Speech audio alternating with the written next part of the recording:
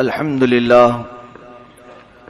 لله وكفى وسلام على عباده الذين اصطفى أما بعد فأعوذ بالله من الشيطان الرجيم بسم الله الرحمن الرحيم حاميم والكتاب المبين إنا أنزلناه في ليلة مباركة إنا كنا منذرين فيها يفرق كل أمر حكيم امرا من عندنا انا كنا مرسلین صدق اللہ مولانا العظیم۔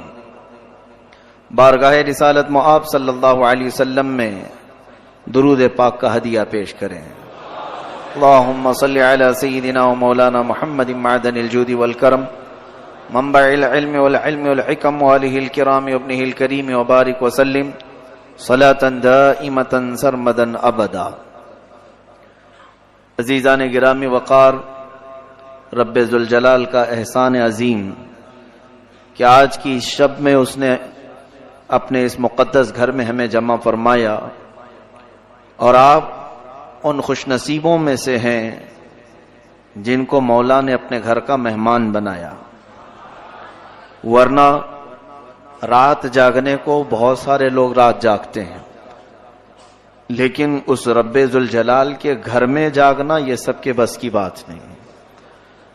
رب تبارک و تعالی جس پر فضل کرے، جس پر رحم فرمائے، اور جس کے لیے اپنے گھر کے دروازے کھلے رکھے، وہی اندر بیٹھ سکتا ہے اور وہی اندر آ بھی سکتا ہے۔ اور ایک بات یاد رکھیں کہ اس قدیر و جبار خدا کے گھر میں آپ بیٹھے ہیں، جب تک مولا نہ چاہے دنیا کی کوئی طاقت آپ کو مسجد سے باہر بھی نہیں کر سکتی۔ میرا رب کریم جب تک چاہے گا آپ مسجد میں بیٹھے رہیں گے انشاءاللہ العزیز۔ آج کی شب عبادتوں کے سلسلے میں جیسے مشہور ہے، معروف ہے، ہم عبادت بھی کریں گے، دعا بھی کریں گے، اور خاص طور پر میں بہت زیادہ طویل بیان کرنے کی کوشش نہیں کروں گا۔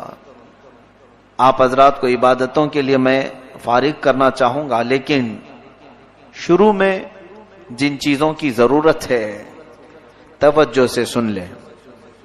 پہلی بات تو یہ ہے کہ لوگوں کو شب برات کے معنی نہیں معلوم، یا اگر معلوم ہے تو اس میں کئی لوگ سوال جواب، اعتراض جواب، بلکہ بہت سارے بیچارے آج ہمارے محلوں میں واٹس ایپ کے مناظر بھی موجود ہیں۔ مناظرے، بڑے بڑے مناظرے ہو جاتے ہیں واٹس ایپ کے اندر یا فیس بک کے اندر۔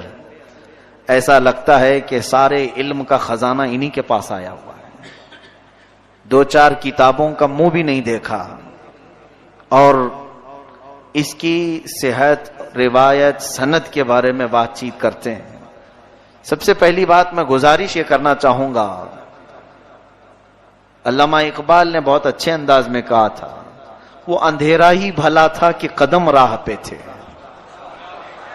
وہ اندھیرا ہی بھلا تھا کہ قدم راہ پہ تھے، روشنی لائی ہے منزل سے بہت دور ہمیں۔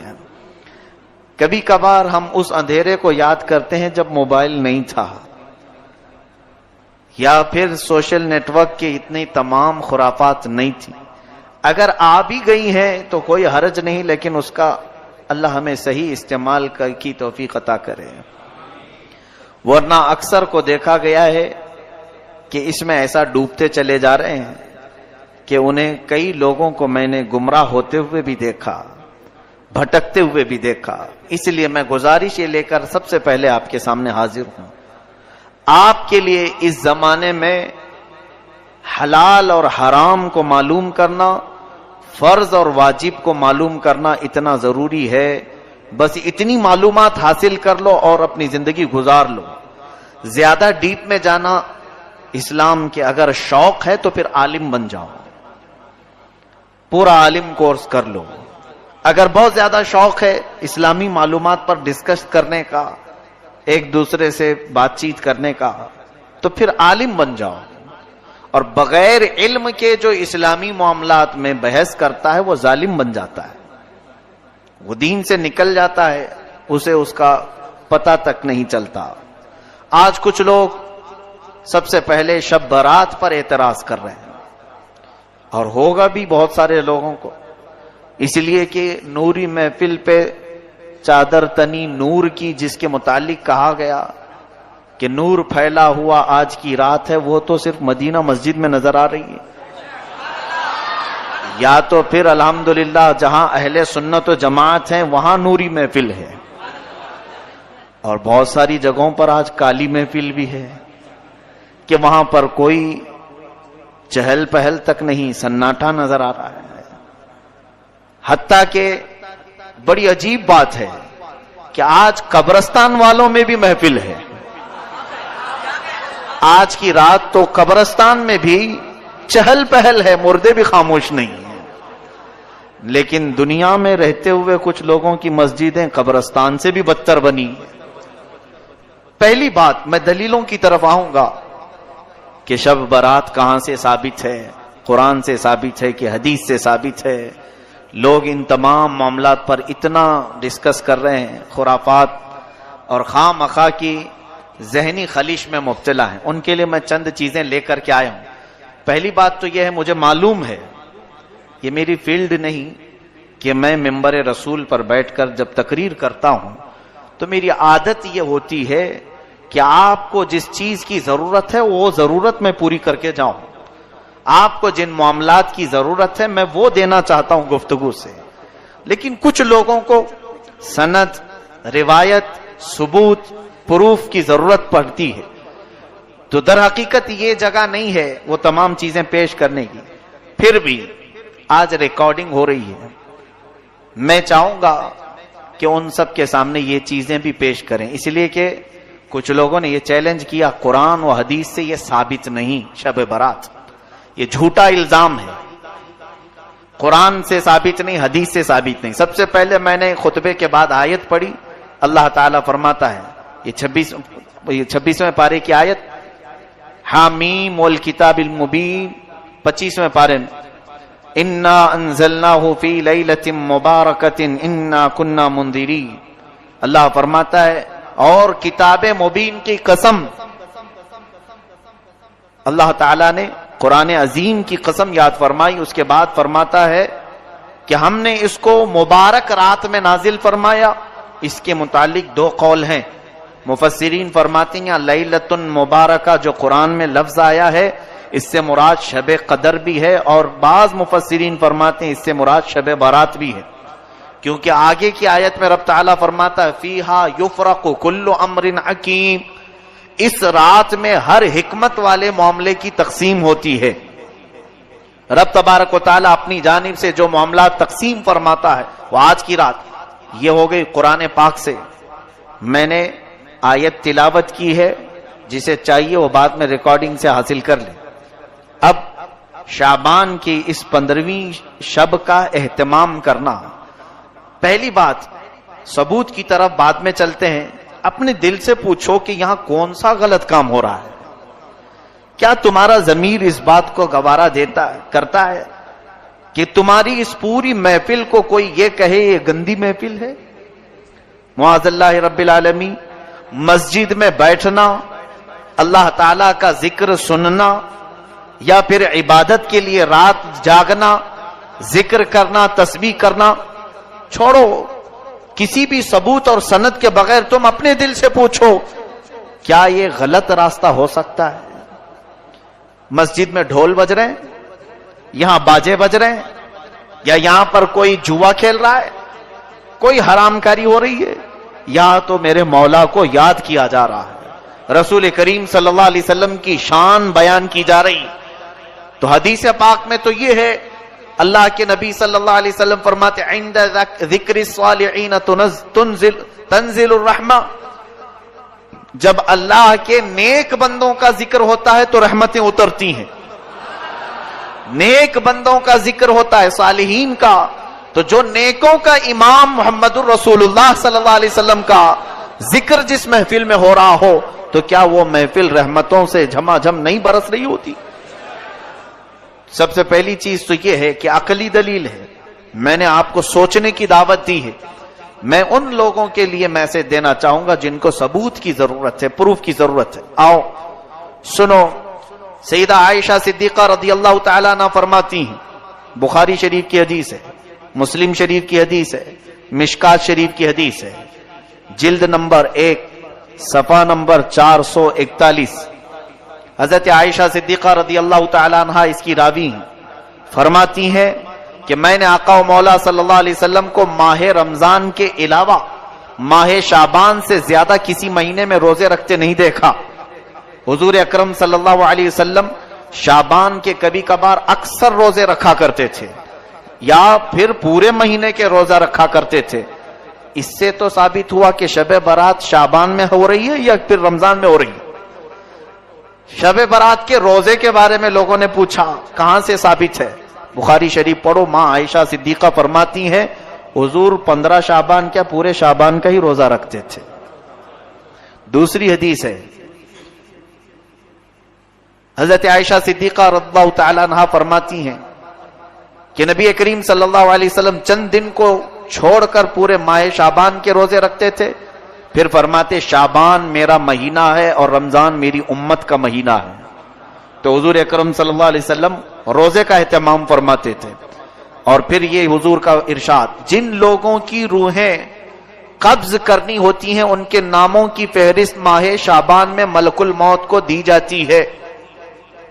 حدیث پاک یہ بھی اللہ کے حبیب صلی اللہ علیہ وسلم فرماتے ہیں, یہ بھی بخاری شریف اور مسلم شریف کی حدیث میں تلاوت کر رہا ہوں, آپ کے سامنے ترجمہ میں پڑھ رہا ہوں. اس لیے مجھے یہ بات پسند ہے کہ میرا نام اس وقت فہرست میں لکھا جائے جبکہ میں روزے کی حالت میں ہوں. نبی کونین صلی اللہ علیہ وسلم فرماتے ہیں 15ویں شب کو, یعنی جو شب آج یہاں بیٹھے ہیں آپ, سال بھر جتنے مرنے والے ہیں ان کے ناموں کی فہرست ملک الموت کو دی جاتی ہے. اگلے سال تک اتنے لوگوں کی روحیں تمہیں قبض کرنا ہے. تو حضور پاک صلی اللہ علیہ وسلم فرماتے میرا نام اگر فہرست میں لکھا جا رہا ہو تو اس حالت میں لکھا جائے کہ میں روزے کی حالت میں ہوں یا میں عبادت کی حالت میں ہوں. پھر حضور اکرم صلی اللہ علیہ وسلم فرماتے ہیں 15ویں شعبان کی رات کو مرنے والوں کے ناموں کی فہرست تیار کی جاتی ہے. حضور صلی اللہ علیہ وسلم کے ارشاد سے معلوم ہوتا ہے اگرچہ رات کے وقت روزہ نہیں ہوتا, اس کے باوجود روزہ دار لکھے جانے کا ثواب تو ضرور دیا جائے گا. اب شب برات کے متعلق حضرت عطا بن یسار رضی اللہ تعالیٰ عنہ فرماتے ہیں لیلۃ القدر کے بعد شعبان کی 15ویں شب سے افضل کوئی رات نہیں. یہ تابعی ہیں, کتاب کا نام ہے لطائف المعارف صفحہ 145. اس کے بعد حضور اکرم صلی اللہ تعالی علیہ وسلم کی طرف سے جو یہ رات جاگنے کے متعلق, عبادت کے متعلق, اب سنیے کچھ اور دلیلیں. ایک بڑی حدیث ہے, حضور پاک صلی اللہ تعالی علیہ وسلم زیارت قبور کے لیے بھی تشریف لے جایا کرتے تھے, اور اس رات کو جانے کے متعلق بھی 2 حدیثیں میں آپ کے سامنے تلاوت کرتا ہوں. علامہ ابن الحاج مالکی رحمۃ اللہ علیہ شب برات کے متعلق لکھتے ہیں کوئی شک نہیں کہ یہ رات بڑی بابرکت ہے. یہ ابن الحاج مالکی رحمۃ اللہ علیہ اس زمانے کے نہیں, کافی زمانے پہلے کے, اور مالکی مذہب کے سب سے بڑے امام ہیں. علامہ ابن الحاج فرماتے ہمارے بزرگوں کا یہ طریقہ رہا ہے کہ اس رات کی بہت تعظیم کرتے تھے. اس کے آنے سے قبل اس کے لیے تیاری ایسی کرتے کہ جب وہ رات آ جاتی تو خوش اور جذبے سے اس کا استقبال کرتے اور پوری رات عبادت میں گزارا کرتے. المدخل کتاب کا نام ہے, جلد نمبر 1 صفحہ نمبر 352, یہ بھی موجود. علامہ ابن الحاج مالکی رحمۃ اللہ علیہ فرماتے ہیں ہمارے بزرگوں کا طریقہ رہا ہے. اب جن کے ہاں بزرگ ہے ہی نہیں ان کے لیے کوئی مسئلہ ہی نہیں. ہمارے ہاں بہت بزرگ ہیں, تو جن کو بزرگوں کے طریقے پر چلنا ہے تو اس کے لیے میں یہ دلیل پیش کر رہا ہوں. اور جس کو بزرگوں سے کوئی غرض ہی نہیں, خود ہی بزرگ بنا بیٹھا ہو, تو اس کے لیے کوئی دلیل کی ضرورت نہیں. اسے اگر میں یہ کہوں کہ میاں ابھی رات ہے تو وہ مجھ سے لڑ پڑے گا, نہیں سورج نکلا ہوا ہے. ایسوں کو دلیل کی ضرورت نہیں ہوتی. آقا و مولا صلی اللہ علیہ وسلم نے زیارت قبور کی متعلق جو حدیث پاک ہے، علامہ شیخ عبدالحق محدث دہلوی رحمۃ اللہ علیہ فرماتے ہیں جو شخص شعبان کی 15ویں رات میں شب بیداری کرے تو یہ فعل احادیث کی مطابقت میں بالکل مستحب ہے۔ رسول کریم صلی اللہ علیہ وسلم کا یہ عمل بھی احادیث سے ثابت ہے کہ شب برات میں آپ مسلمانوں کی دعائے مغفرت کے لیے قبرستان تشریف لے جاتے تھے۔ یہ علامہ شیخ عبدالحق محدث دہلوی رحمۃ اللہ علیہ اس بزرگ کا نام میں لے رہا ہوں جن کے متعلق تمام دیوبندی حضرات کا بھی اتفاق ہے، اہل حدیث جماعت کا بھی اتفاق ہے، اہل سنت و جماعت بھی شیخ عبدالحق محدث دہلوی کو اپنا امام تسلیم کرتے ہیں۔ وہ بغیر اختلاف کے لوگوں کے نزدیک بالکل مستند عالم دین ہیں۔ ان کی بات میں نے یہاں پر پیش کی۔ آپ فرماتے ہیں کہ ہر 15ویں شب شعبان کی رسول کریم صلی اللہ علیہ وسلم قبرستان تشریف لے جایا کرتے تھے۔ اس کے علاوہ غوث پاک کی لکھی ہوئی کتاب ہے، سرکار شیخ عبد القادر جیلانی رضی اللہ تعالی۔ ہمارے لیے اتنی دلیل بہت بڑی ہے، بلکہ ہمارے لیے تو بس اتنی بات ہے کہ محلے کا امام کہہ دے تو بھی ہم چل پڑتے ہیں،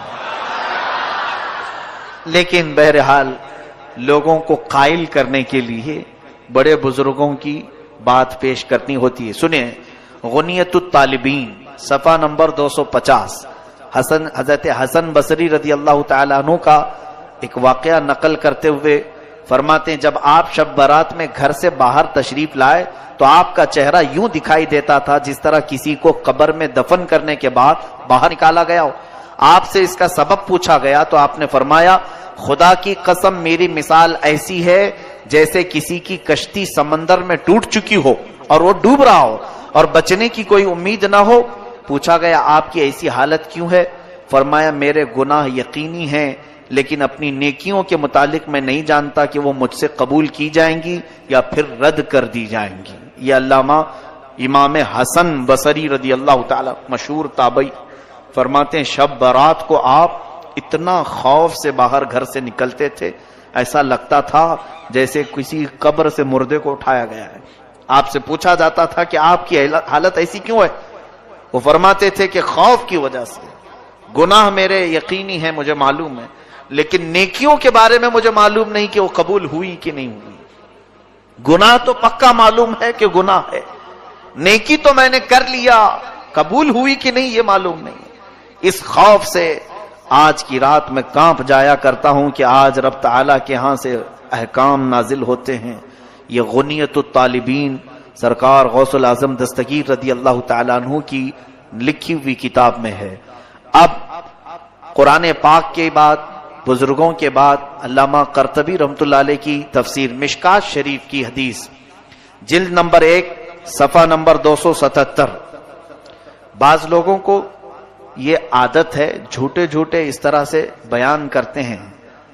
بہت سارے لوگ انٹرنیٹ کے مبلغ یا پھر واٹس ایپ اور فیس بک کے بڑے چیٹر لوگوں کو ایسا بیوقوف بناتے ہیں۔ میں آپ کو جو چیز پیش کر رہا ہوں وہ اوتھینٹک ہے، مجھ سے سوال کر سکتے ہیں آپ بعد میں بھی۔ مشکات شریف حدیث کی بڑی کتاب ہے، اس کی پہلی جلد صفحہ نمبر 277۔ حضرت عطا بن یسار رضی اللہ تعالیٰ فرماتے ہیں شعبان کی 15ویں رات میں اللہ تعالیٰ ملک الموت کو ایک فہرست دے کر حکم فرماتا ہے جن جن لوگوں کے نام اس میں لکھے ہیں ان کی روحوں کو آئندہ سال تک مقررہ وقتوں پر قبض کر لو۔ تو اس شب میں لوگوں کے حالات یہ ہوتے ہیں کہ کوئی باغیچے میں درخت لگانے کی فکر کر رہا ہے، کوئی شادی کی تیاریوں میں مصروف ہوتا ہے، کوئی کوٹھی بنگلہ بنوا رہا ہوتا ہے، حالانکہ ان کے نام مردوں کی فہرست میں لکھے جا چکے ہوتے ہیں۔ یہ حدیث کا ترجمہ میں نے پڑھا ہے، مشکات شریف کی حدیث۔ اس کے بعد مصنف عبد الرزاق، یہ بھی کتاب حدیث کی ہے، جلد نمبر 4 صفحہ نمبر 317، یہ حدیث کی کتاب ہے۔ فرماتے ہیں حضرت اس کے بعد اور ایک کتاب الجامع لاحکام القرآن شعب الایمان للبیہقی، امام بیہقی رحمۃ اللہ تعالی علیہ کی کتاب، حدیث کی بہت مشہور و معروف کتاب، تقریباً 12 جلدوں پر ایک کتاب ہے۔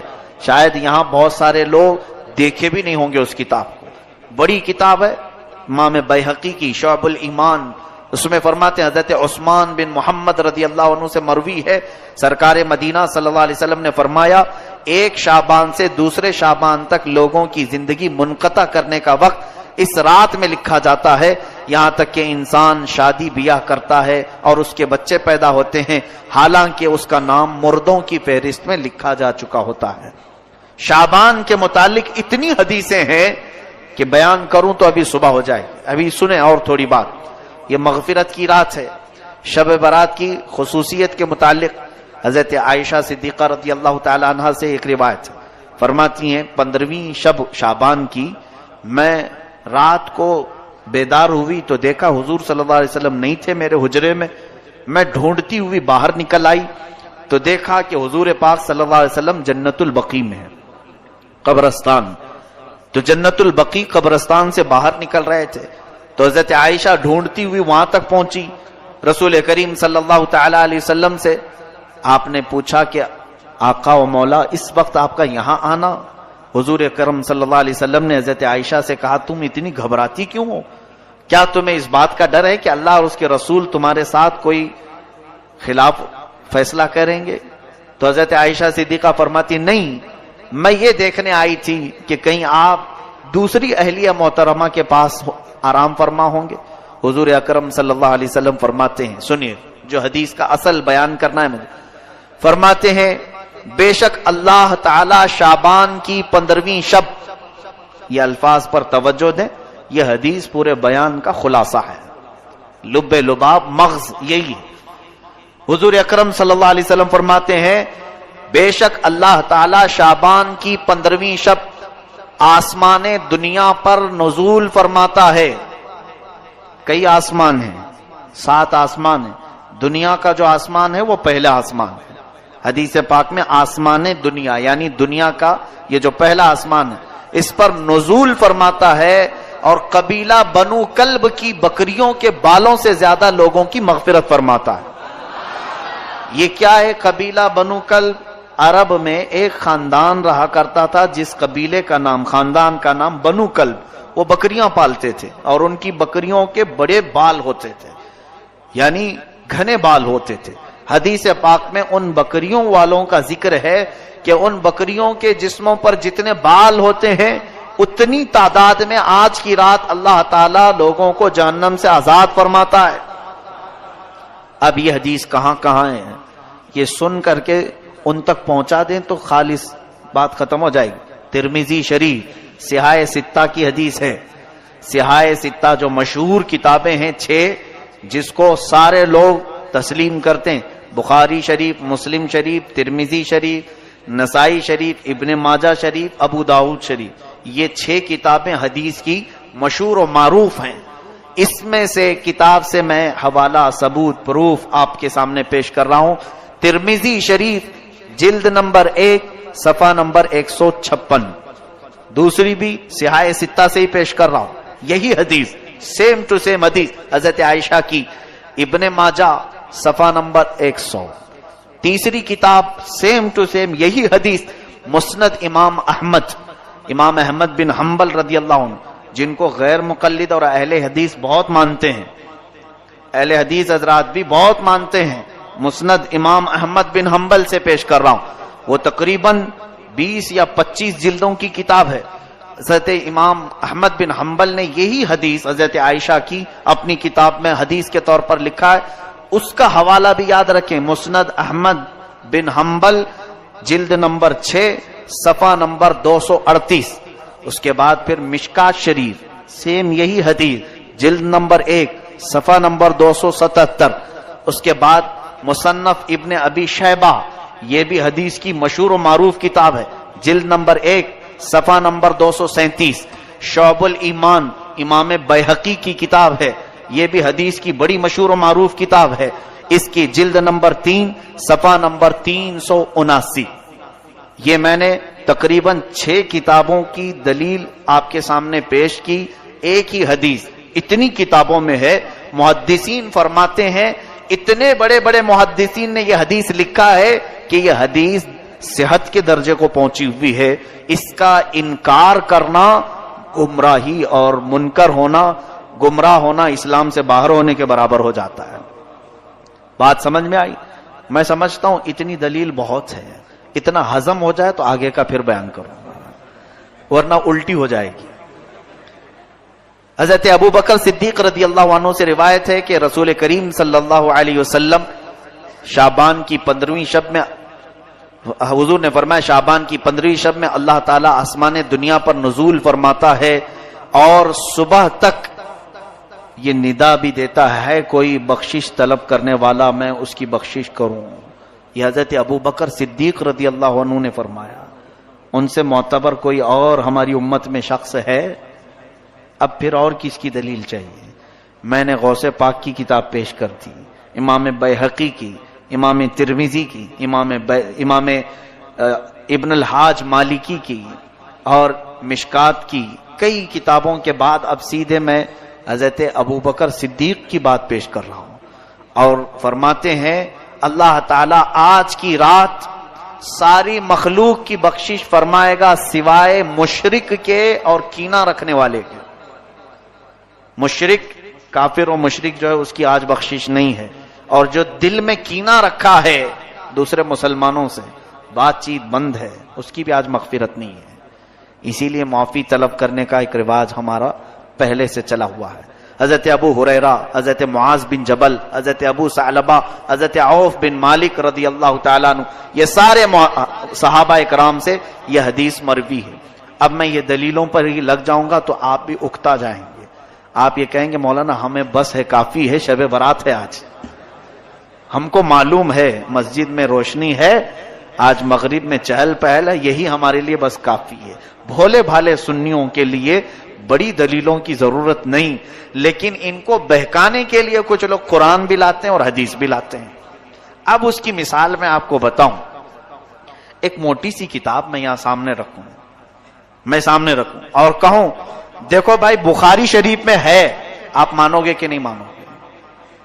حالانکہ وہ بخاری شریف نے بہار شریعت لے کے بیٹھا ہوں, میں اردو کی ایک بہار شریعت لے کے بیٹھا ہوں, اور اگر آپ کو کہوں آپ کو ایسا لگے گا ہاں مولانا ہے, پڑھے لکھے ہیں, بخاری, ارے بھائی موٹی کتاب ان کے سامنے رکھی ہوئی تھی, تو آپ نے کبھی بخاری شریف کا دیکھا نہیں یا اس کو کھول کر پڑھا نہیں, اور اگر دیکھ بھی لو تو عربی آتی نہیں, تو سمجھ لو ایسے بہت سارے لوگ صرف یہ بڑے بڑے ناموں سے دھمکا دیتے ہیں, ڈرا دیتے ہیں, اور پھر یہ کہتے ہیں کہ قرآن میں نہیں ہے, حدیث میں نہیں ہے, یہ تمام چیزیں. اب میں نے جو پیش کیا یہ کہاں ہے؟ پھر یہ بھی تو حدیث پاک میں ہے.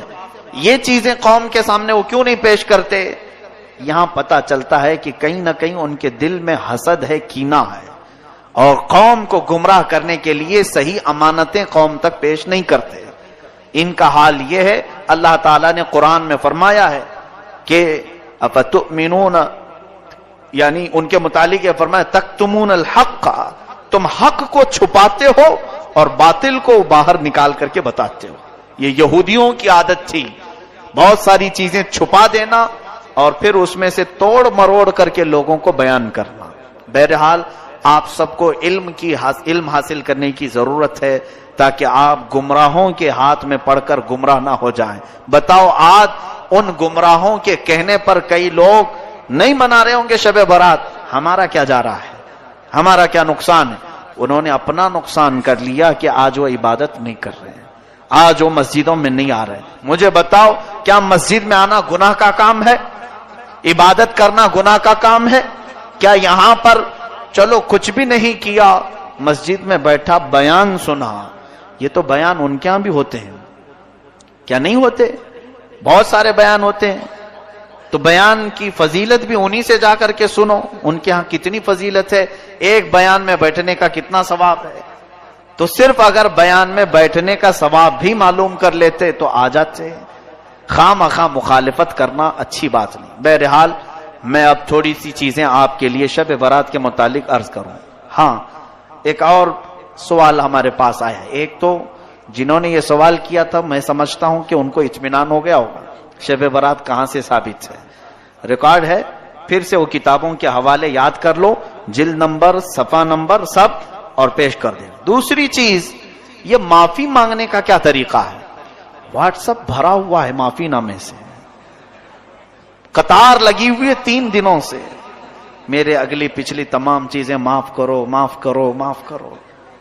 اچھا کام ہے، یعنی معافی طلب کرنے کا یہ طریقہ اختیار کیا گیا، جس کو دیکھو اور بیچارہ لکھتا بھی نہیں، کاپی پیسٹ ادھر سے اٹھائے ادھر کر دے، لکھنے کی بھی کسی کے اندر اتنی ہمت بھی نہیں ہے۔ ذرا آپ اس کے متعلق سوچو، صحیح ہے ہمارے بزرگوں کا یہ طریقہ رہا، حدیث پاک ابھی میں نے سنایا، جس کے دل میں کینہ ہو آج اس کی مغفرت نہیں ہوگی۔ کینہ کہتے ہیں مسلمانوں سے قطع تعلق کرنا۔ مسلمانوں میں بہت سارے ایسے ہیں جو اپنے رشتوں کو چھوڑ کر بیٹھے ہوئے ہیں، بھائی بہن سے بات نہیں کر رہا ہے، بہت تو ایسے ہیں ماں بیٹوں میں بات چیت بند ہے۔ معاذ اللہ رب العالمین، حدیث پاک میں ہے جس نے دنیا میں صلہ رحمی رشتے کو قطع کیا، کٹ کیا، قیامت کے دن اسے کاٹ کر دوزخ میں ڈال دیا جائے گا۔ صلہ رحمی کو قطع کرنے والا، حضور نے یہ بھی فرمایا جس نے 3 دن سے زیادہ اپنے بھائی سے ترک تعلق کیا وہ میری امت میں سے نہیں ہے۔ یہ بڑی وعیدیں ہیں، اس لیے بزرگوں نے ایک طریقہ اپنایا تھا، آج کی رات جو کچھ بھی ہوا پچھلا سب بھول جاؤ، معافی طلب کرنے کے لیے ہم رب کے حضور آتے ہیں مغفرت کے لیے، لیکن اگر ہمارے پاس 2 چیزیں ہیں، نمبر 1 شرک اگر کیا ہو تو بخشش کی سوال ہی نہیں، دوسری چیز اگر کینہ ہے دل میں دوسرے کے متعلق، اپنے بھائیوں کے متعلق، تو بھی بخشش کی یہاں پر ممانعت کر دی گئی، مغفرت نہیں ہوگی۔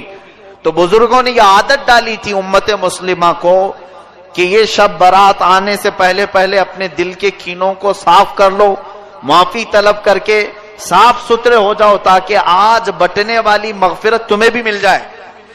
آج رب تبارک و تعالیٰ کے ہاں جب اعلان ہو رہے ہو ناموں کا کہ فلاں جہنم سے آزاد ہے، فلاں آزاد ہے، فلاں آزاد ہے، تو ہو سکتا ہے ہمارا بھی نام اس فہرست میں شامل ہو جائے۔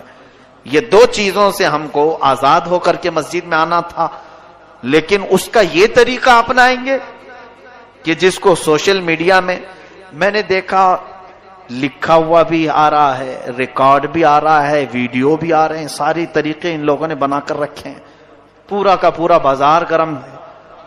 واٹس ایپ میں معافی مانگنے سے کون سی معافی ہے، بلکہ دل کرتا بھی نہیں ہے۔ ایسے ایک گروپ کے ساتھ سارے لوگوں کو ٹک کیا اور بھیج دیا ایک ساتھ، اسے معلوم بھی نہیں کتنوں کے پاس گیا ہے۔ معافی طلب کرنے کا یہ طریقہ ہے۔ معافی کیوں طلب کی جاتی ہے یہ آپ کو اچھی طرح سے معلوم ہے، کس کا دل آپ نے دکھایا ہے۔ اگر ایسا ہی ہوتا تو بزرگان دین یہ فرماتے کہ جاؤ ایک چٹھی میں لکھ کر کے چوک پر لگا دو کہ جس کو بھی میرے سے تکلیف ہو مجھے معاف کرتا ہوا جائے۔ ایسا بھی تو ہو سکتا تھا، باہر سرکل پہ چوک پہ ایک چٹھی میں لکھ کر کے لگا دیتے، میں نے جس کا بھی دل دکھایا ہو مجھے معاف کر کے چلا جائے۔ یہ معافی طلب کرنے کا طریقہ نہیں ہے۔ بذات خود اس سے معافی طلب کریں جس کے ساتھ آپ کا معاملہ ہوا ہے، اس کے پاس جائیں، یہاں پر نفس جانے نہیں دے گا۔ یہی بات تو ہے۔ میں آپ کو بتاؤں، جتنی جلدی آپ یہ معافی نامہ بھیجیں کسی کو کہ مجھے معاف کر دیں، اسی جگہ پر ایک دوسرا سولوشن میں آپ کو بتاؤں، یہی فون تمہارے ہاتھ میں واٹس ایپ کے ذریعے سے استعمال کر رہے ہو اور فلاں کو بھیج رہے ہو مجھے معاف کر دینا، وہیں اگر تم اس کے نمبر پر کال کر کے بات کر لیتے اسے کہ آج شب برات آنے والی ہے مجھے تھوڑا معاف کر دو، پچھلے کئی باتیں تمہارے سے سخت ہو گئی، اس کے لیے دل نہیں مانے گا۔ بات چیت کر لیتے، تمہارا دل نہیں مانے گا، چھوڑو بھیج دیتے ہیں، دیکھے تو ٹھیک ہے نہیں تو کوئی بات نہیں۔ یہ جو ہے نفس نے تمہیں اس طرح سے کرنے کی عادت ڈالی۔ نفس امارہ یہ نہیں چاہتا ہے کہ کسی کے سامنے جھک جائیں ہم۔ معافی طلب کرنے میں نفس کی شرمندگی ہے، اور رب تبارک و تعالی یہی چاہتا ہے کہ تم اپنے نفس کو جھکاؤ۔ اپنے نفس کو جب تک تم نہیں جھکاؤ گے تو معافی کی کوئی امید ہی نہیں۔ یاد رکھنا قیامت کے دن یہی حقوق العباد تمہیں جہنم میں لے کے چلے جائیں گے۔ اس کا حق مارا، اس کو ستایا، اس کو پریشان کیا، اگر یہ قیامت کے دن سب کھڑے ہو گئے تو پھر ان سب کو تمہیں نیکیاں بانٹنی پڑیں گی جو جو نیکیاں کیے تھے، اور اگر نیکیاں کچھ ہے نہیں تو ان کے گناہ اٹھا کر تمہارے اوپر ڈالے جائیں گے۔ یہ حقوق العباد میں یہی ہوگا قیامت کے دن۔ اس لیے اگر معافی مانگنے کا شوق ہے، بلکہ مانگنا چاہیے بھی، اس طرح سے نہیں، جاؤ ملاقات کرو۔ اگر ملاقات کرنا پاسبل نہیں، ممکن نہیں، تو فون پہ بات کر سکتے ہیں آپ، ان سے فون پہ بات کریں اور معاملات طے کریں کہ آپ دل سے مجھے معاف کریں اور مجھ سے جو ہو سکا میں آپ کو معاف کرتا ہوں۔ یہ تمام چیزیں اچھی چیزوں میں سے ہیں، آپ اس کی عادت ڈالیں۔ یہ سب برے رواج ہیں واٹس ایپ میں، ابھی پتہ نہیں کیا کیا گھومے گا، بہت سارے، بلکہ اس زمانے کی سب سے بڑی بلا ہے یہ بلا ہے، گھروں میں ایسی گھسی ہوئی ہے، لوگ دور دور بلاؤں کو دور کرنے کی دعائیں کر رہے ہیں اور سب کے ہاتھ میں بلا ہے۔ اس کا استعمال بڑے غلط انداز میں، کیونکہ اللہ تعالیٰ قرآن میں فرماتا ہے ان الذین یحبون ان تشیع الفاحشۃ فی الذین آمنوا لہم عذاب علیم فی الدنیا والآخرہ، بے شک وہ لوگ جو ایمان والوں میں بری خبریں پھیلاتے ہیں، دنیا اور آخرت میں اللہ ان کے لیے دردناک عذاب رکھا ہے۔ تو یہ پھیلانے والا سب سے بڑا کام سوشل میڈیا کر رہا ہے۔ ٹھیک ہے، اچھی باتیں پھیلائیں، لیکن آتھینٹک ہوں، پروف والی ہوں، پھیلائیں، نشر و اشاعت میں ثواب ہے، لیکن اس طرح کی بغیر پروف والی چیزیں، یا کہیں سے کسی کا آ گیا اور اس نے دھمکی دے کر کے آپ کو میسج کیا، اگر نہیں آگے بڑھاؤ گے تو 7 لوگ مر جائیں گے، 9 لوگ مر جائیں گے، آپ ڈر گئے۔ اور ایسے بلیک میل اتنے ہوتے ہیں۔ اگر سچی محبت ہو تو آگے بڑھاؤ، سچی محبت ہو، ساری محبت واٹس ایپ میں دکھانی ہے؟ سچی محبت ہو تو آگے بڑھاؤ، اللہ کو ایک مانتے ہو تو آگے بڑھاؤ، معاذ اللہ رب العالمین۔ تو کیا یہ واٹس ایپ میرے جنت میں جانے کا ٹھیکیدار ہے؟ اس کو میں کیوں بتاؤں کہ میں اللہ کو ایک مانتا ہوں یا نہیں مانتا ہوں؟ میرا مولا جانتا ہے، ہم جس کے لیے ایمان لائے ہیں وہ رب جلیل بہتر جانتا ہے۔ ہم نبی کونین صلی اللہ علیہ وسلم سے محبت کرتے ہیں، اس کے متعلق کوئی بھی اس طرح سے ٹارچر نہ کرے ایک دوسرے کو، ایسے جو بھی میسج آئیں اس کو آگے نہ بڑھاؤں، ورنہ گناہ میں برابر کے شریک آپ بھی ہوں گے۔ آپ نے میسج لکھا نہیں لیکن دوسرے کا آیا ہوا بڑھا دیا تو پکڑ تو آپ کی بھی ہوگی قیامت کے دن، کیونکہ برائی پھیلانے میں آپ نے جو تعاون کیا۔ اللہ تعالیٰ ان تمام بری بلاؤں سے ہماری حفاظت فرمائے۔ عزیزان گرامی وقار، شب برات میں آج رزق کی تقسیم ہوتی ہے۔ ہمارے ناموں کے متعلق آج فرشتوں کو یہ بتایا جاتا ہے کہ فلاں بن فلاں اس سال یہ معاملات کرے گا، اس کے حصے میں اتنا رزق دیا جائے گا، اور پھر پتہ نہیں ہمارا نام مرنے والوں میں بھی لکھا جا سکتا ہے۔ آج ہمارے سال کی ایک کتاب بند ہو گئی، یہ رب ذوالجلال کی بارگاہ میں پیش ہو گئی کہ پچھلے سال اس بندے نے یہ سارے کام کیے ہیں۔ آپ کو بھی معلوم ہے، مجھے بھی معلوم ہے میں نے کیا کیا کیے، آپ نے کیا کیا کیے۔ اب آج کی رات صرف یہ احساس بھی ہو کہ بارگاہ الہی میں میری کتاب پیش ہوئی ہے پچھلے سال کی، میں نے کیا کیا کیا تھا سب فرشتوں نے بتا دیا۔ ویسے رب کو بتانے کی ضرورت بھی نہیں، مگر مولا فرشتوں کو گواہ بناتا ہے، تم بھی بتاؤ کہ فلاں فلاں بندے نے کیا کیا کیا ہے پچھلے سال کا، سب انہوں نے پیش کر دیا۔ اب رب تبارک و تعالیٰ کا حکم نازل ہو رہا ہوگا کہ یہ بندہ جس نے پچھلے سال یہ تمام کام کیے، اب اگلے سال اس کے یہ معاملات ہیں، اس کے لیے اتنا رزق لکھو، اس کے لیے اتنی برکت لکھو، اور اس کو ذلیلوں میں لکھو، اس کو عزت والوں میں لکھو، اور اس کو زندہ رہنے والوں میں لکھو، اس کو بیمار لکھو، اور اس کے بعد اس کو مرنے والوں میں لکھو۔ یہ تمام معاملات آج رب ذوالجلال فرشتوں کو بتا رہا ہوگا۔ قدیر و جبار خدا کے فیصلے نازل ہوتے ہیں اور فرشتے لے کر کل سے پھر ایکٹیو ہیں، وہ اپنی ڈیوٹی پر مامور ہیں۔ ہمیں یہ معلوم نہیں کہ ہمارا نام کن چیزوں میں لکھا گیا ہے۔ آج کی شب ہمیں برکت والوں میں نام ہمارا آیا ہے، بیماروں میں آیا ہے، یا پھر صحت مندوں میں آیا ہے، نیکیوں میں رہنے والوں میں ہمارا نام شامل کیا گیا ہے یا نہیں، ہم میں سے کسی کو اس بات کا علم نہیں۔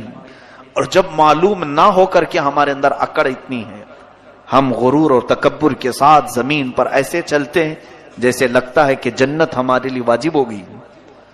جنت تو ہماری ہی ہے.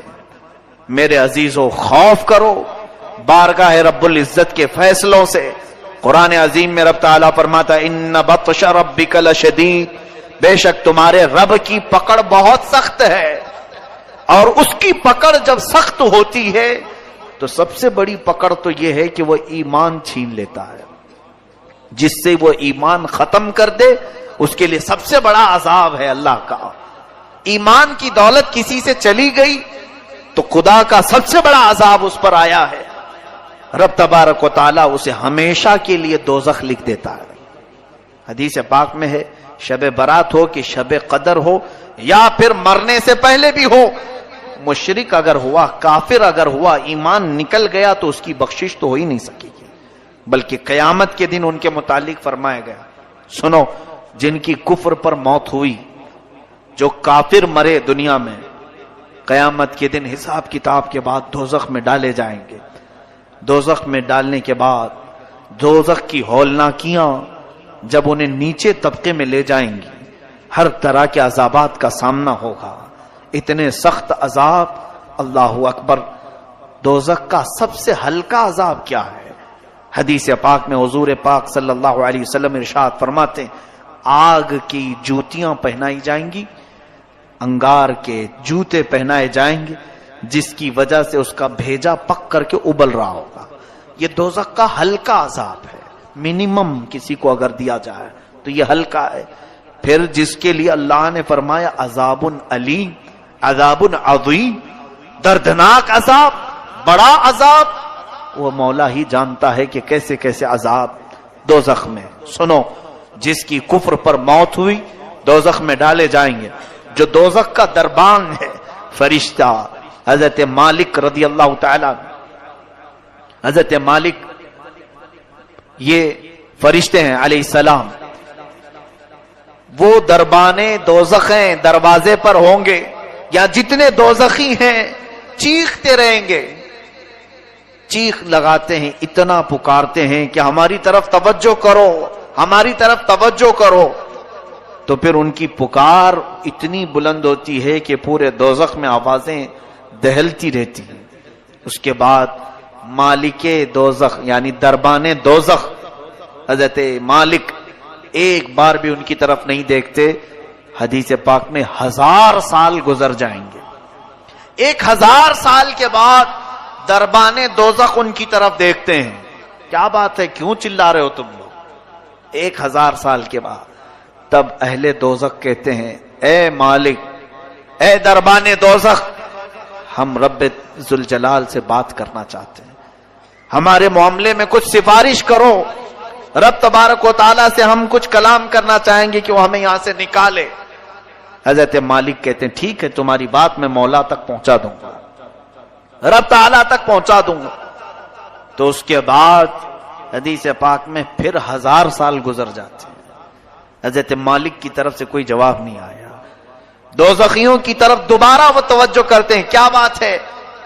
تو دوزخیوں نے کہا کہ مالک، ہم رب سے بات کرنا چاہتے ہیں.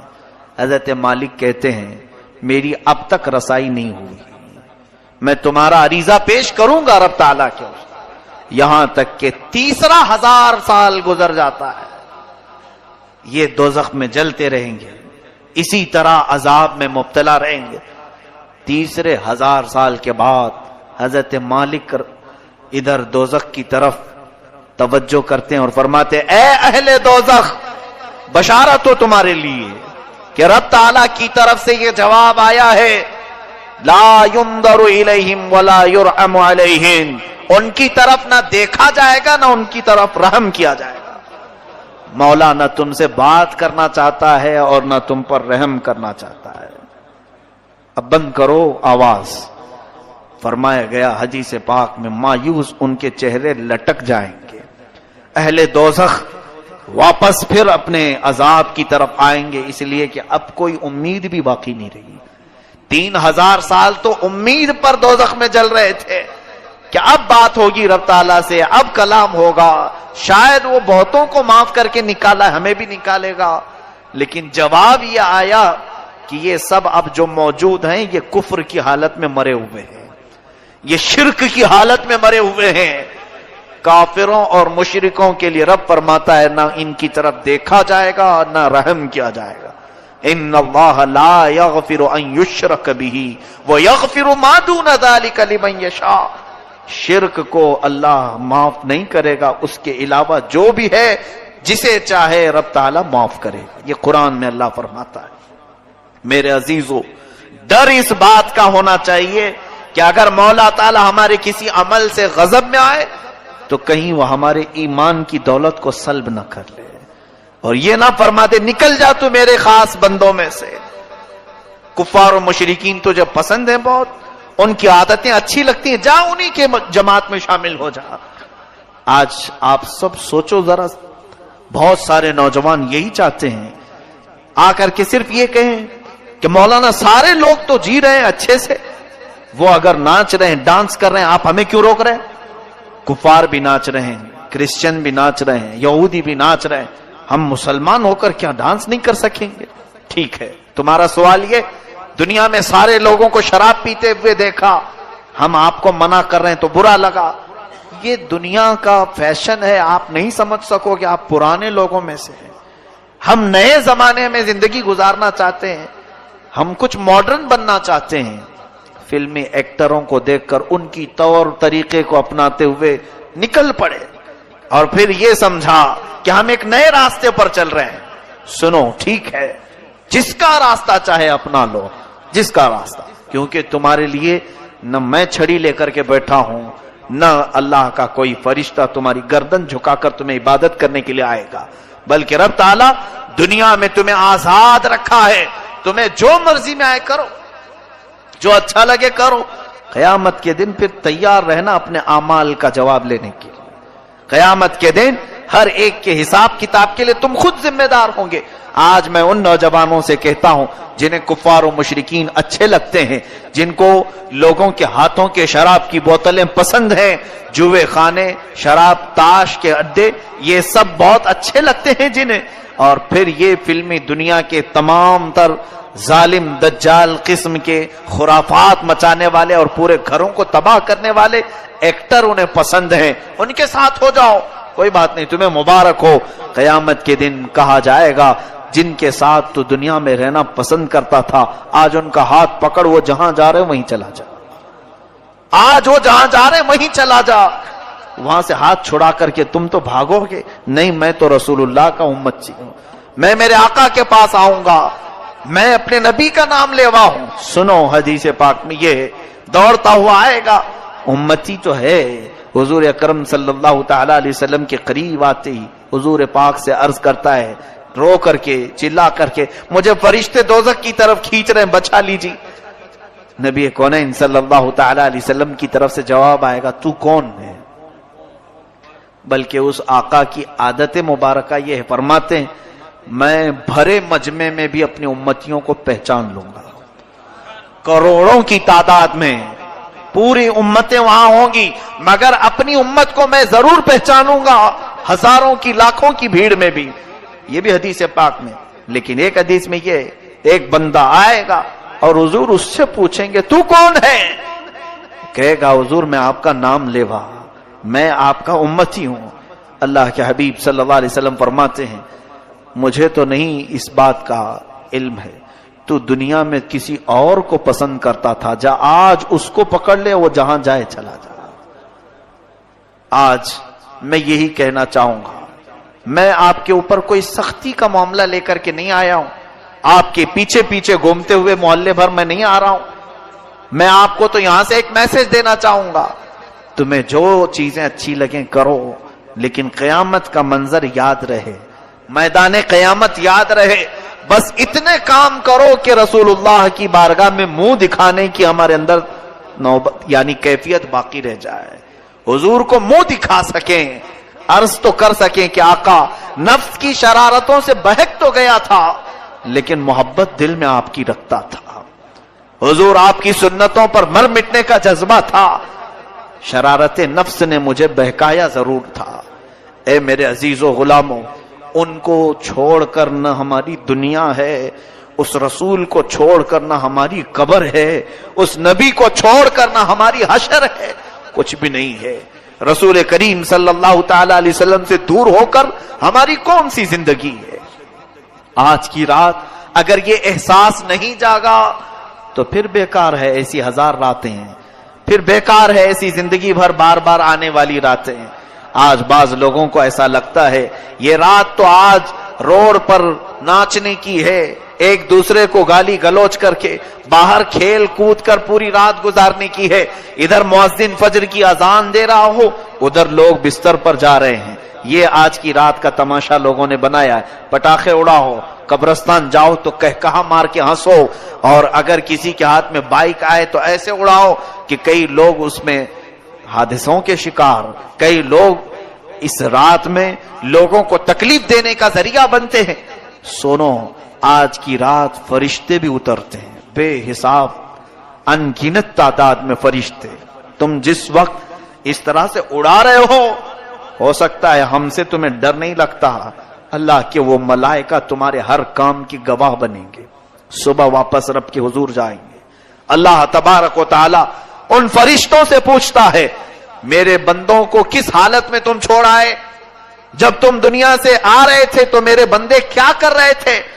فرشتے سچ سچ بتائیں گے، اے رب ذوالجلال فلاں بندہ تیرا بے حیائی کر رہا تھا، فلاں بندہ آج مسجدوں سے تیرے ذکر کی آوازیں آ رہی تھی، لیکن فلاں بندہ وہاں پر اپنی گاڑیوں میں اچھل کود مچا رہا تھا، بے حیائی، خرافات اور فحاشی اور اپنے برے اعمال سے لوگوں کو ایذا پہنچا رہا تھا۔ یہ ملائکہ رب تعالیٰ کے حضور پیش کریں گے، اور رب تعالیٰ کی طرف سے جو جلال نازل ہوگا اس کے ذمہ دار آپ ہیں۔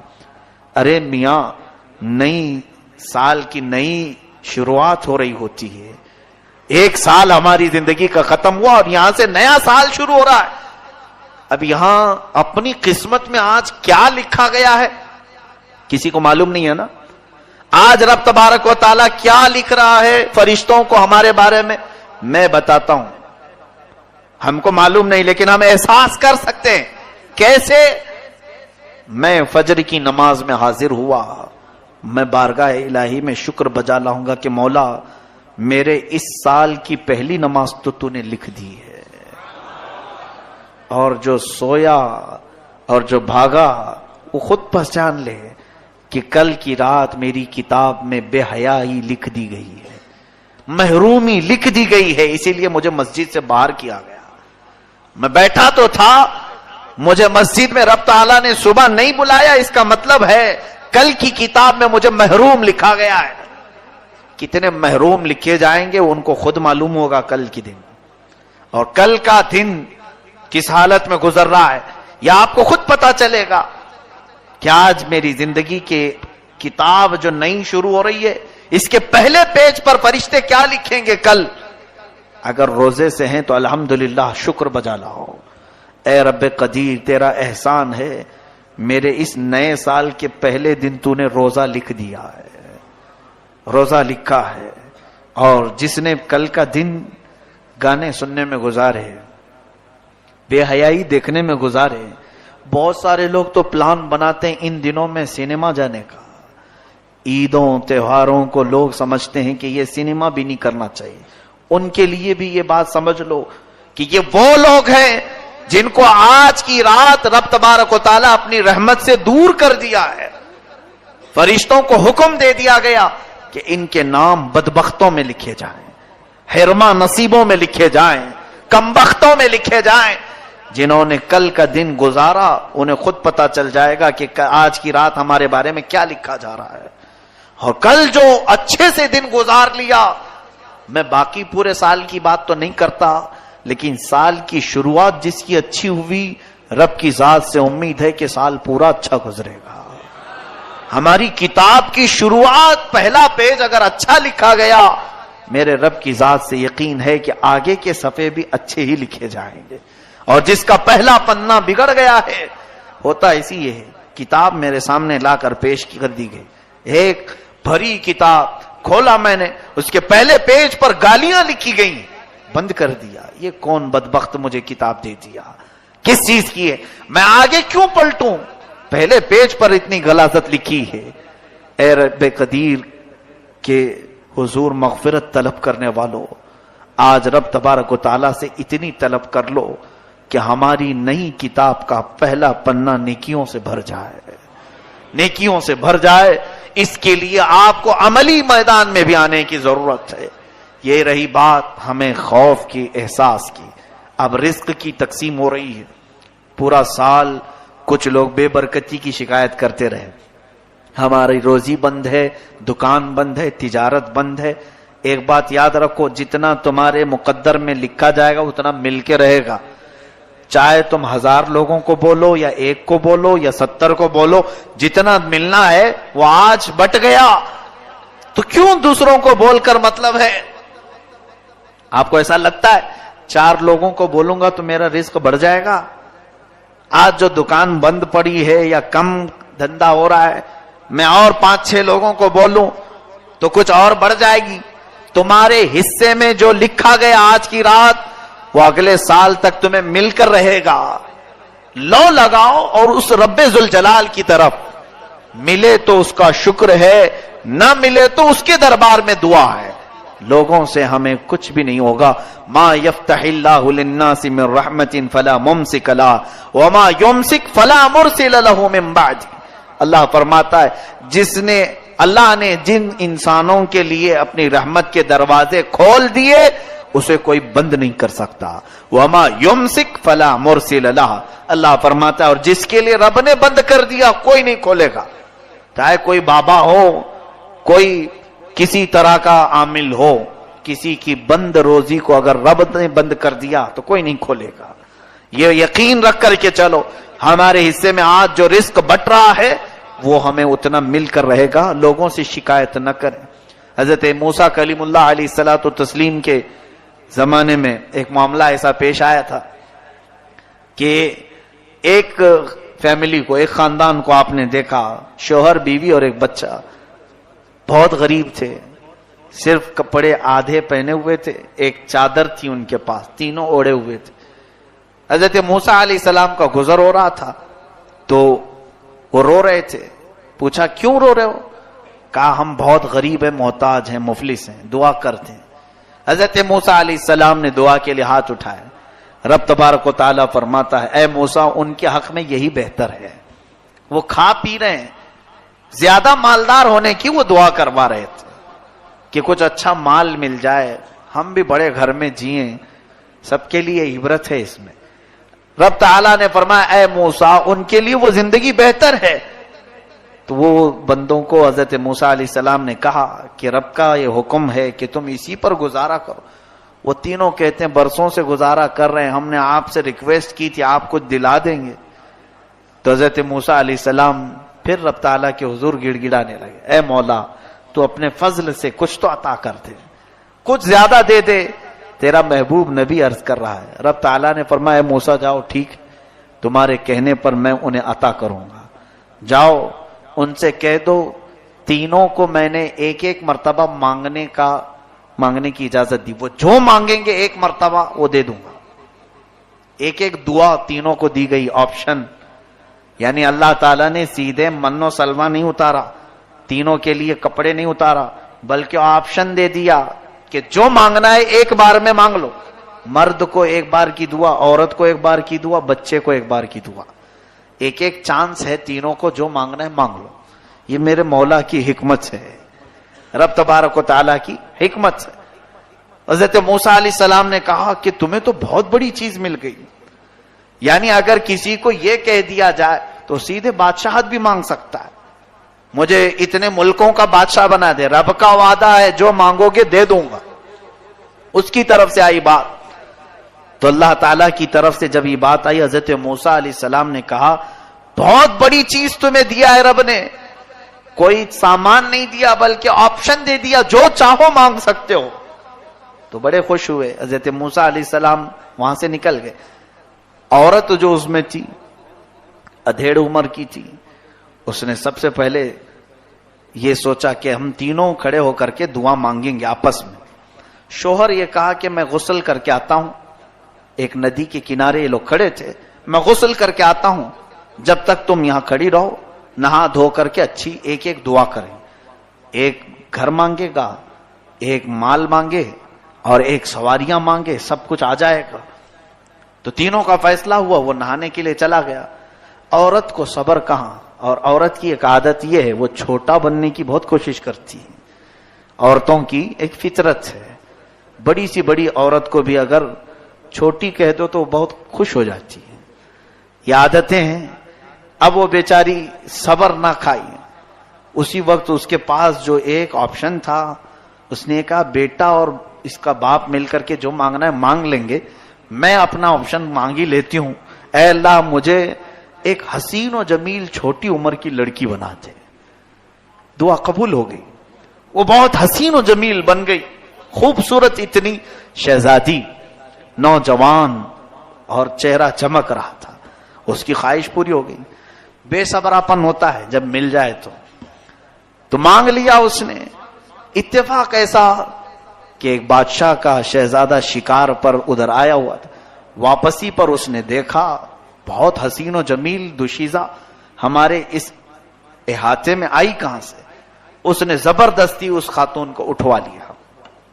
وہ حالانکہ بھاگنے کا ارادہ نہیں کی, اپنے شوہر کے ساتھ رہنا تھا اسے, لیکن شہزادے کی بری نظر کی شکار ہو گئی.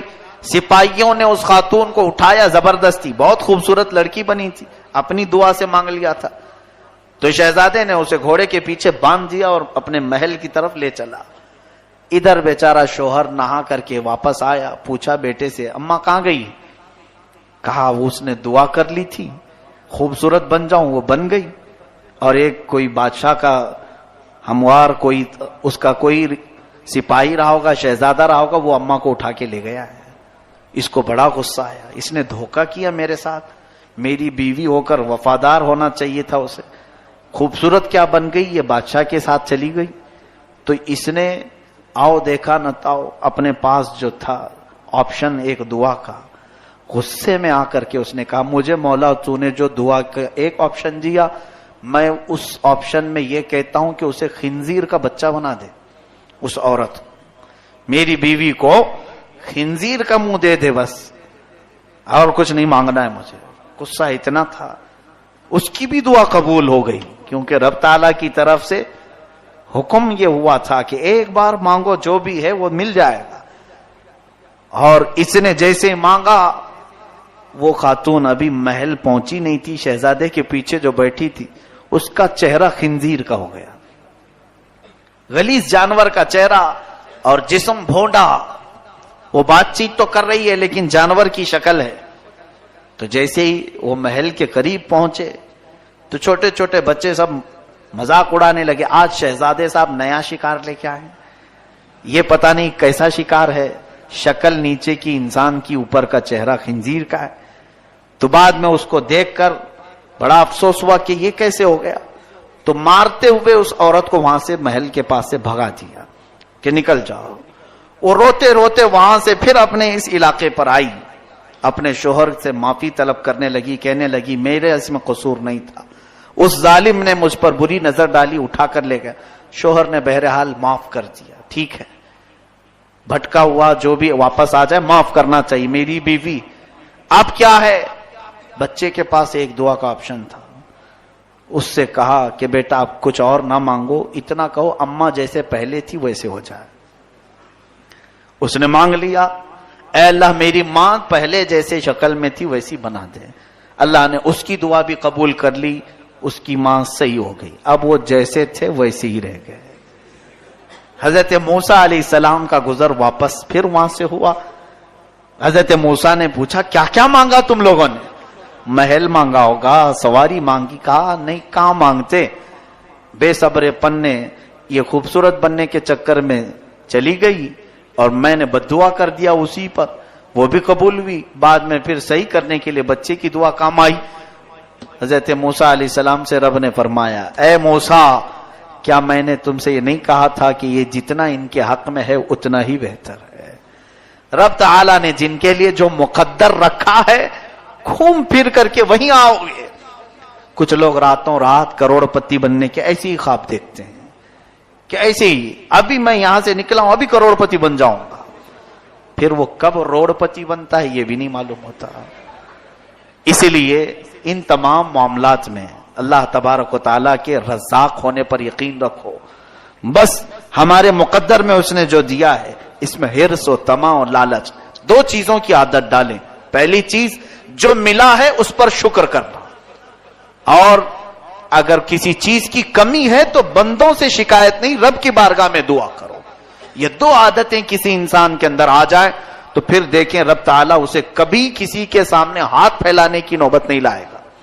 کبھی کسی کے سامنے، مخلوق کے سامنے تم ہاتھ نہیں پھیلاؤ گے، کیونکہ جو تمہاری تکلیف ہے تمہیں عرض کرنا ہے مولا سے، اور جو مل گیا ہے اس کا شکر بجا لانا. یہ دونوں عادتیں ختم ہو گئیں. جس کے پاس آیا وہ کبھی شکر بجا نہیں لاتا. آج مجھے بتاؤ، میتوں پر قرآن پڑھنے والے اپنے گھروں میں تیجا 40ویں کے بعد پھر اپنے مردوں کو بھول جانے والے، موسم پر قرآن پڑھنے والے وہ بھی غموں کے، کب اپنی شادیوں میں قرآن پڑھاتے ہو؟ اپنے ولیموں میں کب قرآن پڑھاتے ہو؟ منگنی کی محفلوں میں کب قرآن خوانی ہوتی ہے؟ نہیں ہوتی ہے. اگر ہم کہیں کہ کیوں نہیں ہوئی قرآن خوانی تو تمہارا سوال یہ ہوگا کوئی غم کی محفل تھوڑی نہ، خوشی کی محفل. معاذ اللہ رب العالمین. یعنی خوشی کی محفل میں رب کو یاد نہ کرو، جب کسی کی موت ہو تب رب کو یاد کرو، وہ بھی ایک مدت کے لیے، بس 40 دن کے بعد پھر ختم کرو. یہ زندگی گزارنے کا طریقہ ہے تو پھر تمہارے اندر رزق کی برکت کہاں سے آئے گی؟ بے برکتی کی شکایت جو آج ہے وہ ہمارے اپنے اعمال. ما اصابکم من مصیبت فبما کسبت ایدیکم، مولا فرماتا جو مصیبتیں تمہیں پہنچی ہیں یہ تمہارے اپنے ہاتھوں کی کمائی ہے. عادت یہ ڈالو، دکان والے، جاب والے یا پھر کسی بھی طرح کے لوگ، رات میں گھر آنا، تمہارے پاس چھٹے پیسے ہی کیوں نہ آئے، 1 روپیہ ہی آج کاروبار میں ہوا ہو اسے رکھو سامنے. میں ایک طریقہ بتا رہا ہوں تمہیں برکت کا. سونے سے پہلے اپنی وہ آج کی کمائی کو پاس رکھ کر 11 مرتبہ الحمدللہ الحمدللہ الحمدللہ کہو، اس لیے کہ رب کا وعدہ ہے لئن شکرتم لازیدنکم، اگر تم نے شکر بجا لایا میں اپنی نعمتیں بے حساب عطا کروں گا، زیادہ عطا کروں. جو کچھ بھی ملا ہے اسے رکھ کر کے شکر تو بجا لاؤ. لوگوں کو حساب کتاب دینے کے لیے اپنی چوپڑیاں لے کے تو گھومتے ہیں، سیٹ کو بتانا ہے، نوٹ بک میں موجود ہے ساری چیزیں. رب ذوالجلال کی عطا کی ہوئی نعمتیں اس سے کیوں نہیں عرض کرتے کبھی مسجد میں آ کر، اے رب کریم تیرا شکر ہے آج تو نے مجھے 54 عطا کی، آج 58 ملی ہے. نہیں، منہ پسور کر کے لوگوں سے بھاگتے ہیں، کچھ بھی نہیں ملا، ہائے ہائے دکان میں سب مندہ پڑا ہوا ہے. یہ شکایتیں بہت زیادہ ہیں. ہمارے متعلق آج جو فیصلہ ہو گیا ہے اتنا رزق ہمیں ملے گا. بلکہ احساس کے لیے میں آپ کو بتاؤں دن بھر کیا کیا کیا یہ بھی یاد رہنا چاہیے. صبح کی نماز بستر میں چلی گئی، ظہر میں آنے کا موقع نہیں ملا، عصر میں گاڑیوں میں ادھر ادھر گھومتے رہے، مغرب میں پھر بیزی رہے، اور ایسے میں تمہارا دن گزرا، پھر بھی اس مولا نے تمہیں کچھ نفع دیا اور شکایت کرتے ہو. حق ہی نہیں ہے ہمیں شکایت کرنے کا. رب تعالیٰ کے حضور آیا ہی نہیں، اس کی عبادت کا حق ادا ہی نہیں کیا، تو پھر ہم کو کیا حق بنتا ہے کہ اس سے شکایت کریں؟ مجھے کم دیا، آج مجھے آج کم ملا ہے، بولنے کا حق ہے. مجھے بتاؤ کام کرنے کے لیے ہم نے مزدوروں کو لگایا ہے. ایک مزدور صبح 8 بجے آتا ہے اور شام تک 5 بجے تک کام کرتا ہے، اور اس کی روز کی ہم لوگوں نے اجرت طے کر رکھی ہے، 500 روپے تجھے دیں گے. ایک مزدور آیا، آدھا گھنٹہ کام کیا، اور جب اجرت دی جا رہی تھی اس کو تو ہم نے 10 روپے دیے یا 100 روپے دیے، پھر یا 200 روپے دیے. تو 200 روپے لے کر کیا وہ آدھا گھنٹہ کام کرنے والا ہمیں منہ دکھانے کے قابل ہے؟ کیا وہ پوچھے گا ہم سے سب کو 500 دیے مجھے کیوں نہیں دیے؟ اسے خود معلوم ہے کہ میں نے کام کیا ہی نہیں، مانگوں کیوں میں؟ پھر بھی سیٹ نے دے دیا آدھے گھنٹے کا، اچھی بات. یہ سچا مزدور یہی کر کے جائے گا. اور یہاں اکثر ہم جھوٹے مزدور نکلے. ہم نے رب تبارک و تعالیٰ کی عبادت کی ہی نہیں، پھر بھی وہ کھلایا پلایا اور بہترین زندگی تھی، پھر بھی ہم اس سے پوچھتے ہیں کہ مجھے کم کیوں ملا، مجھے کم کیوں دیا جا رہا ہے؟ اگر رب تعالیٰ کی طرف سے یہ جواب آتا ہے بندے تو نے میری عبادت کہاں کی؟ جن مزدوروں کو میں نے عطا کیا ہے، بعض اولیاء وہ ہیں جنہوں نے نہ رات دیکھی نہ دن دیکھا، مولا کے حضور آ جاتے تھے تو ایسے ایسے مشائخ ہیں، اللہ اکبر۔ لکھنؤ میں ایک بزرگ حضرت مخدوم محمد شاہ مینا رضی اللہ تعالیٰ دیوار پر بیٹھ کر نماز پڑھتے تھے، دیوار پر، کھلی دیوار بہت اونچی، اس پر ایک ہی آدمی کھڑا ہو سکتا ہے، بیٹھ سکتا ہے، اس پر نماز پڑھتے تھے۔ کیوں جانتے ہیں آپ؟ رات بھر نماز کے لیے بیٹھتے تھے اور کبھی اونگ آتی تو نیچے گر جاتے تھے۔ کہتے ہیں کہ میری غفلت کی یہی سزا ہونی چاہیے کہ میں دیوار سے گر جاؤں، اس مولا سے میں ایک پلک جھپک کر کے غفلت میں آؤں۔ اور پھر کبھی کبھار زمین پر نماز پڑھتے تو آس پاس کانٹے بچھا کر کے رکھتے تھے کہ اگر نیند میں جھولے آئیں اور گروں تو کانٹوں پر گروں میں، اس لیے کہ رب سے غافل ہونے والے کی دنیا میں یہی سزا ہونی چاہیے۔ اپنے لیے حضرت مخدوم شاہ مینا رضی اللہ تعالیٰ عبادت کا یہ طریقہ اپنایا تھا، دیوار سے کئی مرتبہ گرے، اس کے بعد فرماتے ہیں ظاہر سی بات ہے گرنے کا ڈر ہوتا تھا تو نیند کیسے آئے گی؟ دیوار سے گرنے کا جسے ڈر ہو نیند آئے گی کیسے؟ کانٹوں پر اگر سر چڑھ جائے تو نیند کیسے آئے گی؟ یہ وہ اولیاء کاملین ہیں جنہوں نے رب کے حضور ایسی مزدوری کی، ایسی عبادت کی، تو کیا مولا اپنی شان کے مطابق انہیں نہیں عطا کرے گا؟ اور ہم ان کو دیکھتے ہیں، ان اولیاء کو تو نے بے حساب عطا کیا، اور ہمیں کیا؟ ہمیں رزق میں محتاجی کیوں آئی؟ ذرا کمپیئر تو کر کے دیکھو، وہ رات کی عبادتوں کے لیے اتنا اہتمام کرتے تھے، دیوار پر بیٹھ کر، آس پاس کانٹے بچھا کر کہ گروں تو میں کانٹوں پہ گروں، اور یہاں ہماری تو فرض غائب ہے، ہمارے فرائض غائب ہیں، تو کیا ہمارا حق بنتا ہے؟ میں تو یہ کہتا ہوں کہ اگر وہ عدل کرنے پر آئے تو ہمیں وہ سال بھر بھی بھوکا رکھ سکتا ہے۔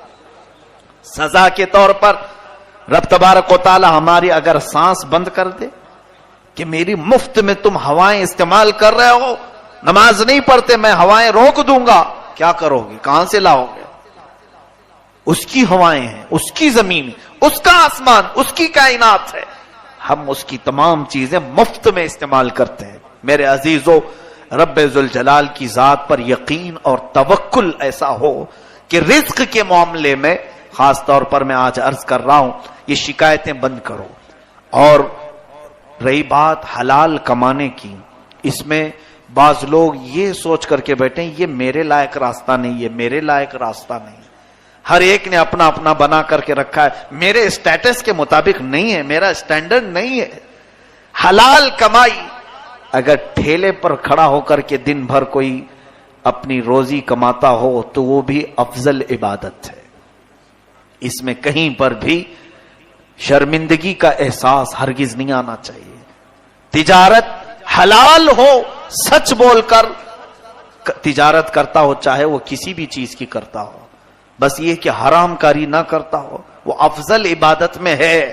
فرمایا گیا نمازوں کے بعد سب سے افضل عبادت حلال روزی تلاش کرنا، حلال رزق کی تلاش کرنا۔ بہتوں کو آج جو خالی ہم دیکھ رہے ہیں، کیوں؟ کام نہیں ملتا ہے۔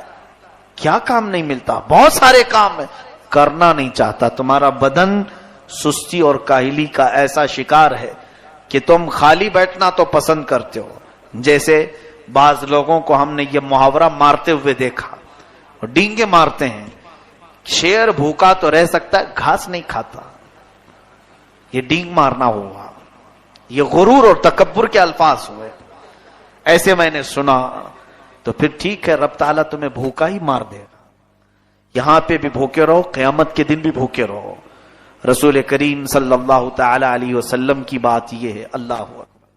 ایک حدیث پاک میں نے پڑھا تھا، آنکھیں بھیگ گئی پہلی مرتبہ جب حدیث کو پڑھا۔ حضرت امام حسن اور امام حسین رضی اللہ تعالی بچپن میں بھوک سے رو رہے تھے۔ حضرت فاطمہ کے گھر سے آواز آئی، حضور آئے، پوچھا کہ بچے کیوں رو رہے؟ کہا بھوک سے رو رہے۔ حضور اکرم صلی اللہ علیہ وسلم فرماتے ہیں لاؤ ہم دونوں کو میں لے کر چلتا ہوں۔ کہا کہاں؟ فرماتے ہیں کہ کچھ مزدوری کروں گا اور کام کے پیسے مل جائیں تو میں ان بچوں کو کھلاؤں. مختار کل ہیں، کائنات کے آقا و مولا، صرف ہاتھ اٹھا دیں تو رب جنت سے کھانے اتارے. وہ رسول مختار صلی اللہ علیہ وسلم اپنے دونوں شہزادوں کو لے کر چلے ہر ایک باغیچے والے کے پاس، کھجوروں کے باغیچے والے کے پاس. وہ کنویں میں سے پانی نکال کر باغیچے میں پانی ڈال رہا تھا. حضور اکرم صلی اللہ علیہ وسلم نے اس سے کہا باغیچے والے سے کہ میں مزدوری کرنا چاہتا ہوں، کیا تو مجھے موقع دے گا؟ اس نے کہا ٹھیک ہے، میرے پاس کام ہے، ایک بکیٹ پانی نکال کر کے ڈالو گے تو 2 کھجور دوں گا. ایک بکیٹ، ایک ڈول پانی کنویں سے کھینچ کے نکالو گے تو 2 کھجوریں دوں گا. رسول کریم صلی اللہ علیہ وسلم نے منظور فرما دیا. ڈول کو رسی باندھ کر حضور یہ ہے اجرت پر کام کرنا. حضور نے ڈول کو کنویں میں پھینکا اور نکالا اور ایک گھڑا پانی، ایک مٹکا پانی باغیچے میں بہایا. اس نے 2 کھجوریں لائی، 2 یا 4 کھجوریں دی. دوسرا ڈالا، پھر 4 کھجوریں دی. امام حسن کو کھلایا، امام حسین کو کھلایا. فرماتے ہیں شہزادے بیٹے یہ حلال کی کمائی ہے، یہ حلال کی کمائی ہے، کھاؤ. اور تیسرا ڈول حضور نے ڈالا تو رسی ٹوٹ گئی، ڈول اندر چلا گیا. تو وہ دیہاتی باغیچے کا مالک جو تھا وہ غصے میں آیا اور اس نے حضور کے چہرے پر مار دیا. میرے آقا صلی اللہ علیہ وسلم نے جواب میں کچھ نہیں کہا. فرمایا کہ مجھے اندازہ نہیں تھا رسی ٹوٹ کر گر گئی. حضور اکرم صلی اللہ علیہ وسلم نے اس سے کہا، اس نے ہاتھ اٹھایا نبی کونین صلی اللہ علیہ وسلم پر. یہ نبی کونین صلی اللہ علیہ وسلم نے پوری امت کو درس دیا. تم بیٹھ کر کے کھانا چاہتے ہو، اپنے گھر میں عیاشی کر کے کھانا چاہتے ہو، اور دونوں عالم کا مالک و مختار رسول ڈول کو کنویں میں ڈال کر اس کی بھی کمائی کھانے کو پسند فرمائے. حضور اکرم صلی اللہ علیہ وسلم پر جب اس نے ہاتھ لگایا، نبی کونین صلی اللہ علیہ وسلم نے جواب میں کچھ نہیں کہا. دونوں شہزادوں کو اٹھائے، 6 کھجوریں لے کر اپنے گھر واپس آئے. یہ مزدوری ہے. جب واپس آئے تو حدیث پاک پوری پڑھو، سنو. اس دیہاتی کو اچانک کچھ ایسی بات محسوس ہونے لگی. چہرے کی چمک ہی بتاتی تھی کہ کوئی عام آدمی نہیں ہے. حضور کے جانے کے بعد لوگوں کی چہل پہل شروع ہوئی. اس نے سن تو رکھا تھا کہ نبی کونین صلی اللہ علیہ وسلم مدینے میں دیکھا نہیں تھا کبھی. اس نے لوگوں سے پوچھا، ارے ذرا بتاؤ تو صحیح، آج میرے باغیچے میں ایک مزدور آیا تھا، میں نے اس کو ہاتھ مار دیا ہے، مجھے ایسا لگتا ہے کہیں وہ محمد تو نہیں ہے، محمد تو نہیں ہے. لوگوں سے پوچھا، لوگوں نے پوچھا بتا تو صحیح کیسے دکھتے تھے وہ؟ اس نے کہا بڑی بڑی آنکھیں ہیں، زلفیں گھنی ہیں، چہرے پر چاند کی جیسی چمک ہے، جسم میں خوشبو آ رہی تھی. عام مزدور میں ایسا ہوتا نہیں. کپڑے پر پیوند تو تھے لیکن چمک پیدا ہو رہی تھی. تو لوگوں نے کہا ہاں ہاں کوئی اور نہیں، تیرے باغیچے میں محمد ہی آئے تھے. رسول پاک صلی اللہ علیہ وسلم کی بات سنا تو اب وہ دیہاتی جو باغیچے کا مالک تھا بے اختیار رونے لگا. ہائے افسوس مجھ سے کیا ہو گیا، کیا ہو گیا. وہ ایمان والا نہیں تھا. پہلی بات یہ سن، یہ قلیوبی نے لکھا ہے اس حدیث کو پورا. وہ شام کے وقت رسول کریم صلی اللہ علیہ وسلم کے دربار میں حاضر ہوا. حضرت ابو بکر صدیق سے پوچھا محمد کہاں رہتے ہیں؟ وہ لے کر حجرے کے پاس آئے. اس کے ہاتھ چادر میں لپٹا ہوا خون میں تر تھا. اللہ کے نبی صلی اللہ علیہ وسلم کا دروازہ کھٹکھٹایا. حضور باہر آئے. آتے ہی اس نے پہچانا اور کہا کہ آج آپ میرے باغیچے میں آئے تھے، بتایا کیوں نہیں کہ آپ محمد تھے؟ حضور پاک صلی اللہ علیہ وسلم فرماتے ہیں کس لیے بتاؤں، میں تو حلال کمائی کے لیے آیا تھا، میں تو حلال مزدوری کے لیے آیا تھا، میں کس لیے بتاؤں؟ اچھا اب یہ تو بتا یہ تیرے ہاتھ پر خون کیسا؟ تو اس نے چادر ہٹا کر کے دکھائی. کہا کہ میں نے اس ہاتھ کو کاٹ دیا ہے، اب یہ ہاتھ مجھے چاہیے ہی نہیں جو محمد پر اٹھا تھا. وہ محبت کرنے والے لوگوں میں سے تھے. اس نے اپنے ہاتھ کو جڑ سے کاٹ دیا تھا اور لے کر کے حضور کے پاس آیا تھا. کہا کیا میرے اس گناہ کی مغفرت ہو سکتی ہے؟ اللہ کے نبی صلی اللہ علیہ وسلم نے اس کا ہاتھ اٹھایا, اس کے مونڈھے پر لگایا, اپنا لعاب پاک لگایا, فرماتے ہیں جیسا تھا ویسا ہو گیا. کہا جا ایمان لا, اللہ تیری مغفرت فرمائے گا. یہ میرے آقا کے کردار تمہارے سامنے رکھتا ہوں. رسول مختار صلی اللہ علیہ وسلم رزق کے لیے آج ہمارے نوجوانوں میں جو یہ سستی اور کاہلی آئی, میاں بعض لوگ حقارت سے دیکھتے ہیں کچھ لوگوں کو, روزی کمانے والوں کو. ٹھیلے پر کھڑا ہونے والا کوئی حقیر آدمی ہرگز حقارت سے مت دیکھو. بہت سارے صحابہ ایسے ہیں جو چٹائی بن کر کے اپنی روزی کماتے تھے, لوہے کو دن بھر مار کر آگ پہ تپا کر وہ اپنی روزی روٹی کمایا کرتے تھے. کئی صحابہ ایسے ہیں. چاہے آج ہمارے پاس کسی کو بھی حقارت سے نہ دیکھو, خواہ یہاں پر رکشہ چلاتا ہو, وہ حلال کمائی میں مصروف ہے. اگر وہ جھوٹ بول کر نہیں کرتا, صحیح طریقے سے اگر وہ چاہے وہ رکشہ ہی چلا رہا ہو, وہ حلال کمائی میں مصروف ہے. میں انہیں سلام پیش کرتا ہوں کہ الحمدللہ وہ عبادت میں مصروف ہے. اگر اس کی یہ نمازیں بھی صحیح ہو گئی اور وہ حلال کمائی بھی صحیح ہو گئی تو زندگی کا کیا کہنا. تو اس کے لیے اس نے پوری زندگی دین بنا لیا. عزیزان کرام وقار, رزق کے معاملات بڑے طویل ہیں, پھر کبھی عرض کروں گا. خلاصہ کلام یہ ہے, وہ مالک مختار خدا رب ذوالجلال جو چونٹیوں کو ان کے سوراخ میں رزق دیتا ہے, وہ اشرف المخلوقات کو کیا بھوکا چھوڑ دے گا؟ وہ اپنے ان بندوں کو ایسی آوارہ چھوڑ دے گا؟ تمہیں کھلائے گا, رزق ضرور دے گا, لیکن اس کی شکایتیں بندوں سے نہ کرو, دوسروں سے نہ بیان کرو, اپنے معاملات رب ذوالجلال کے حضور عرض کرو. یہاں رب تعالیٰ کے حضور آؤ اور سجدے میں گر کر اس سے جو باتیں کرنی ہے باتیں کرو.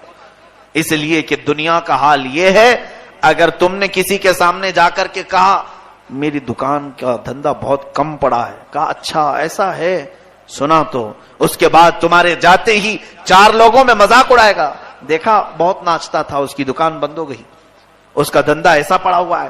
4 لوگوں میں تمہارے عیب گنائے گا. اس کے ساتھ ایسا ہی ہونا چاہیے تھا. تم نے تو لوگوں کو بول کر کے اپنا ہمدرد نہیں, اپنے خلاف کھڑا کیا.